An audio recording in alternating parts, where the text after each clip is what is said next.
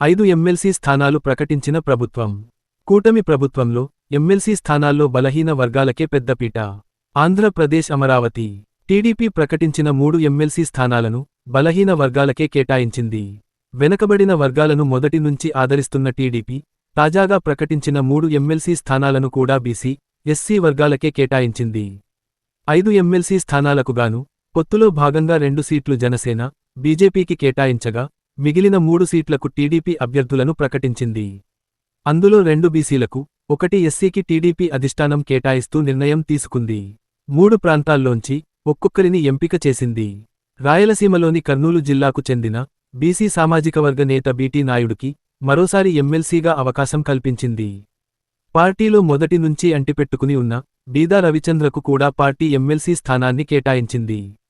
యువతను ప్రోత్సహించడం, మహిళలకు ప్రాధాన్యతను ఇచ్చే క్రమంలో ఎస్సీ సామాజికవర్గం నుంచి శ్రీకాకుళానికి చెందిన మాజీ స్పీకర్ ప్రతిభా భారతి కుమార్తె కావలి గ్రీష్మకు పార్టీ అవకాశం ఇచ్చింది.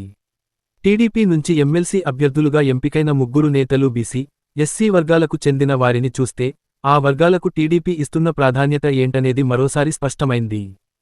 Get your personal loan today through BSK Associates. Yuvabharat TV నందు మీ పర్సనల్ ఇంటర్వ్యూ మరియు వ్యాపార ప్రకటనల కొరకు ఈ నెంబర్ని సంప్రదించండి. వీక్షకులకు ధన్యవాదాలు.